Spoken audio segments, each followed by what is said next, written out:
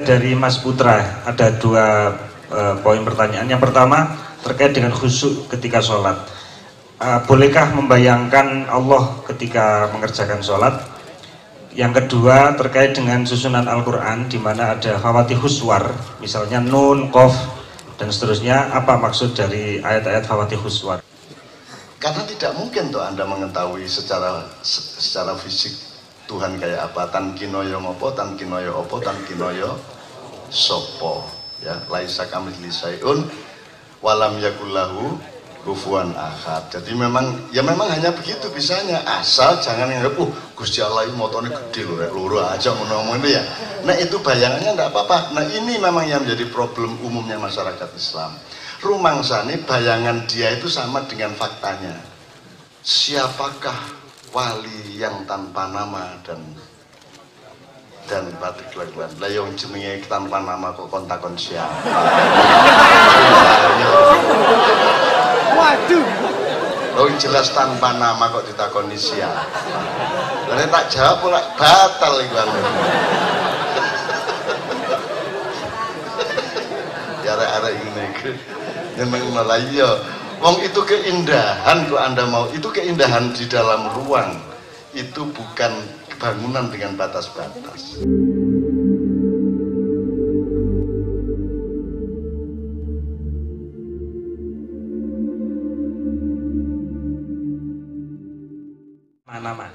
Nama Putra Maya Sejati dari Jombang sebelah barat. Yang pertama saya mau menyampaikan kekaguman saya pada Cak Nun setelah selama ini melihat di YouTube, ternyata dari dekat cukup tampan juga. Oke, enak karo mburi.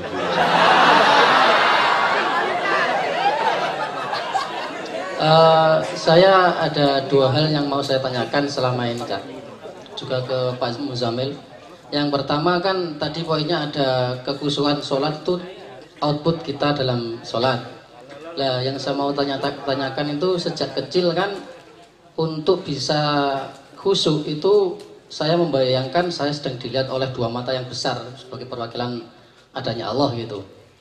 Atau saya mengingat ketika menguburkan jenazah di dalam kubur. Nah, setelah beberapa waktu yang lalu kan saya melihat YouTube-nya Cak Nun itu ternyata lebih mudah lagi. Kita harus cukup ingat, kita mengingat yang mengingatkan kita bahwa Allah gitu aja intinya. Agar kita bisa khusyuk, sambungkan semuanya dengan Allah gitu kan waktu itu. Nah yang mau saya tanyakan, bolehkah kita membayangkan Allah dengan yang seperti itu? Masalahnya sampai sekarang kadang-kadang juga seperti itu, Ustaz. Dalam sholat kalau saya tidak khusyuk itu, saya membayangkan dua mata besar sedang melihat saya sendiri. Setelah itu baru bisa lerem lagi gitu. Yang kedua tentang Al-Quran. Dalam Al-Quran kan disusunnya itu setelah Nabi Muhammad wafat. Lah ada beberapa hadis itu yang menyebutkan bahwa untuk mempermudah orang yang sakaratul maut itu bacakan Yasin atau apa dan sebagainya. Lah dari manakah para sahabat atau sebelumnya itu bisa menentukan Yasin itu seperti itu? Yang pertama, yang kedua, apakah benar, maksud saya itu saya masih belum sreg, apakah benar Al-Quran itu dalam waktu itu kan katanya ustadz-ustadz ya itu kan Al-Quran menjawab pertanyaan pada masa itu. Mungkin contohnya dalam hal perang, apa itu syarat hukumnya seperti apa untuk pembagian hasil dan sebagainya. Nah yang saya tanyakan seperti Quran ayat-ayat yang hanya tunggal seperti Nun, Qaf itu apakah turunnya juga waktu itu Qaf? Nah itu yang saya tanyakan Kak Pak Eca. Apakah itu hanya tambahan dari Kanjeng Nabi atau para sahabat agar Quran itu genap 6.000 sekian ratus ayat itu aja. Terima kasih. Assalamualaikum warahmatullahi wabarakatuh. Waalaikumsalam warahmatullahi wabarakatuh. Dari Mas Putra ada dua poin pertanyaan. Yang pertama terkait dengan khusyuk ketika sholat. Bolehkah membayangkan Allah ketika mengerjakan sholat? Yang kedua terkait dengan susunan Al-Quran, di mana ada Fawatihus Suwar, misalnya Nun, Qaf, dan seterusnya. Apa maksud dari ayat-ayat Fawatihus Suwar itu? Yang pertama biar saya dulu, yang kedua nanti biar Pak Muzamil dulu, karena dia lebih proporsional untuk menjawab itu karena saya tidak pernah mempelajari secara formal ya. Sing pertama oleh tagak kon bayangno Gusti Allah ana mata loro gede utawa nganggo serban kaya Gus Nuril ya to, utawa malah gondrong kaya Joko Bodo. Oleh tagak. Loh, iku menurutmu iku Gusti Allah ta bayanganmu tentang Gusti Allah?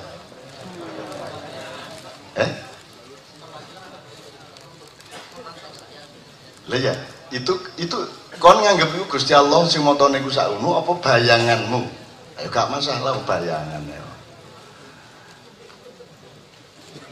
Karena tidak mungkin tuh Anda mengetahui secara fisik Tuhan kayak apa, tan kinoyo ngopo, tan kinoyo opo, tan kinoyo sopo ya, laisa kamitsli syai'un walam yakullahu kufuwan ahad. Jadi memang hanya begitu bisanya, asal jangan nganggep Gusti Allah ini motone gede lho rek loro aja ngono ya.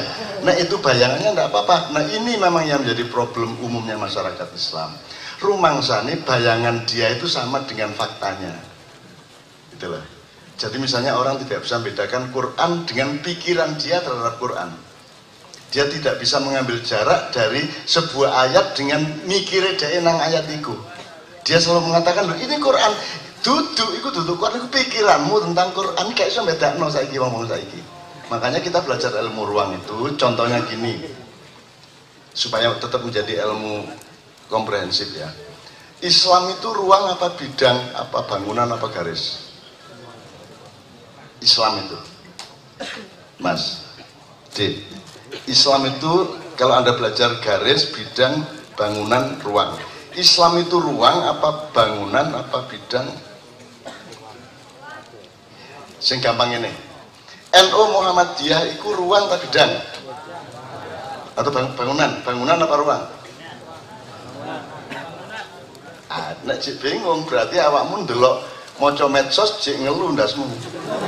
Nek kon wis ngerti iki enteng kabeh iku gak masalah. Ya. Jadi kamu tahu kenapa mereka bertengkar? Karena mereka mempertengkarkan bangunan dalam konsep seolah-olah dia ruang. Itu bukan ruang, itu bangunan. Khilafah itu ruang. Tafsir HDI terhadap khilafah itu bangunan. Cetak ya Mas ya. Nah, iki angel iki jelasno di luar mak angel teman. Tapi insya Allah namanya wis wong kegembiraannya sudah luar biasa. Kalau Anda gembira, pikiranmu cerdas, pure ya. Dan iki mangken gembira pol. Mek ana arek wedok ngadeg lho suwun ya. Sampai ngene Mang. Ya Allah, ya ngono tok lho suwun lho coba. Nah, sebenarnya saya nanti ingin Pak Muzamil memuncaki dengan itu. Malam ini kan kita tidak ngomongin kegembiraan, tapi yang paling nyata malam ini adalah kegembiraan. Betul nggak? Itu. Jadi dan Islam itu datang untuk menggembirakan atau untuk bikin sedih? Islam itu datang untuk mempersulit atau mempermudah? Lah kok dinyel-nyel saiki? Ngeterno Islam kalau dinyel-nyel, diawat-awati, dinerakak-nerakakno ya sampai gawane rabi. Ya nek aku ndelok potonganmu ini upama aku calon mertua ya udah ngeluh aku. Aku mantuku celonone kayak ngono iku yo cemat ya. Tapi aku tak jawab ya gak masalah, ojo sedih kok.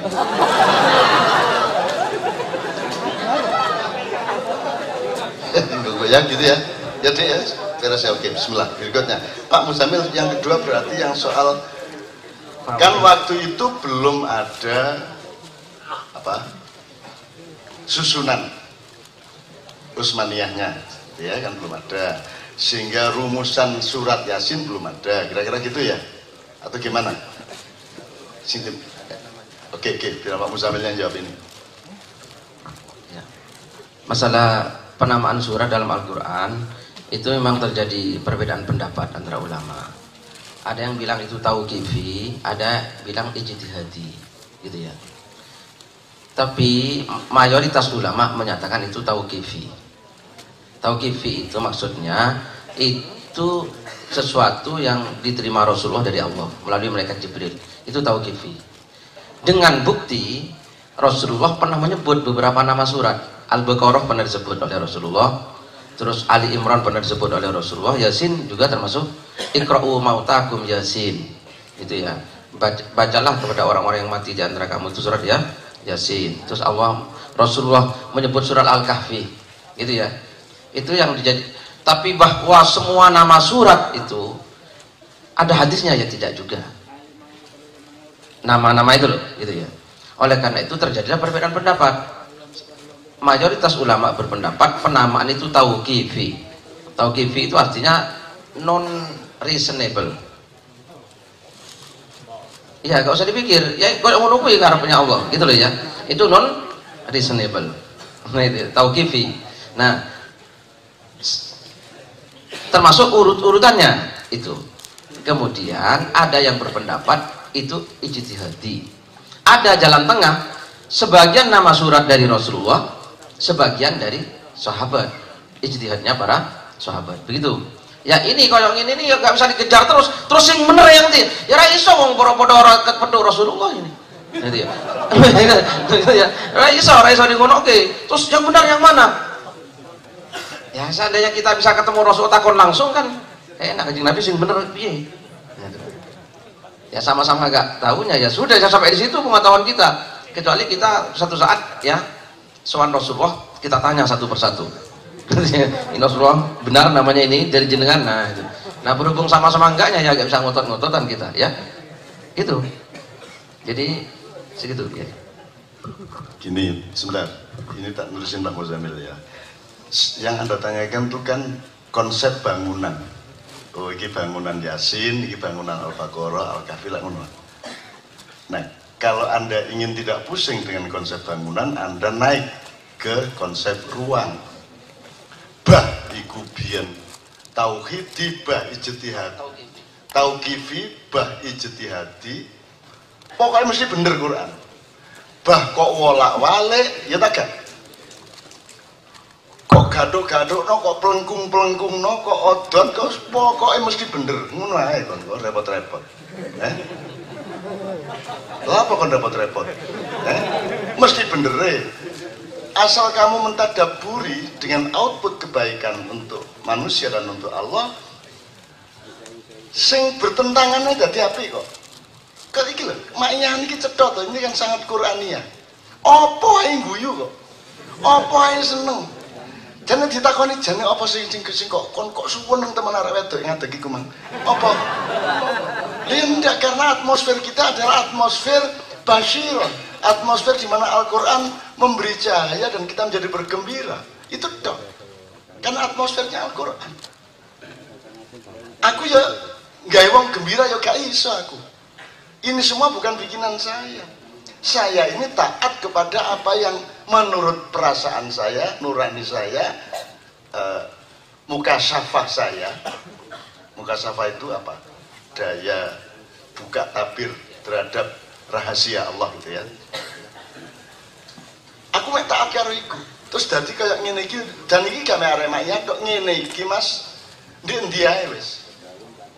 Di mana saja bah wong maknya, bah duduk, bah polisi, bah tentara. Ngene kabeh. Siapakah wali yang tanpa nama dan batik laguan? Lah yang jenenge tanpa nama kok kontakon siapa? Waduh. Oh jelas tanpa nama kok ditakoni siapa? Lah tak jawab ora batal iku. Arek-arek ngene iki. Nemeng malah iya. Wong itu keindahan kok Anda mau, itu keindahan di dalam ruang. Itu bukan bangunan dengan batas-batas. Karena soal wali itu in between. Ya, nabi nggak sampai gitu ya. Kalau nabi agak ada padatannya sedikit, tapi itu dari Allah padatannya. Kita tidak bisa merumuskan lagi nabi, enggak iso. Hanya Allah. Kita ikut padatannya Allah, iki nabi, iki rasul, menurut ya. Kita sendiri baru nyari, oh ini kata wali, ini gak wali gak iso ngene iki ya. Ya. Tapi itu semua relatif, itu semua goyang. Jadi Anda jangan berdebat soal itu menurut saya. Nah, sopo, gue tak duduk nolak, jadi gak tanpa nama, kan itu ya apa kan? Seneng aku. Jembatan mana mau ditakoni sapa? Sopo cak satria piningite? Lho jenenge piningit kok ditakokno. Yo jadi sengitno iku jenenge rek. Nek tak bukakno lak gak dadi piningit meneh, satria pambuka ya. Kok niku yo aneh-aneh kon niku. Tapi aku seneng itu sebagai kemesraanmu di dalam batin dan itu jangan sampai terjawab. Nek terjawab, pertanyaan tuh nggak bisa diteruskan tuh. Kamu kehilangan keasikan. Lu sing enak itu gak jelas kok. Iya, yang ada sesuatu yang memang sebaiknya nggak begitu jelas. Ada. Misalnya, apa sebabnya orang berpakaian? Bayang non gak berpakaian.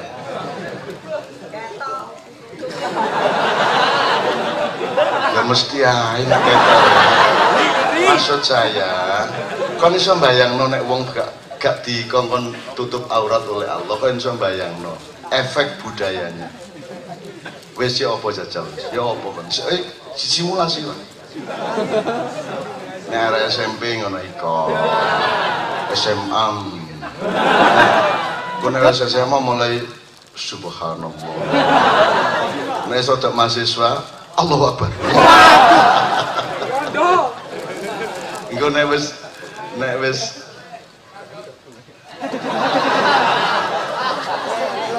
gak aku ngene tak terus ora ngaku iki gane guyon ngono-ngono iku. Jadi awakmu semua yang berjuang, pusatkan perjuanganmu pada kenikmatan kau beristighosah kepada Allah. Perkara kabul apa tidaknya, wis to, percaya nek Allah selalu beritikat baik dan selalu husnudzon kepadamu dan selalu tidak tegaan kepada Allah. Percaya. Ngono ya, tepuk tangan untuk teman-teman yang membawa persoalan.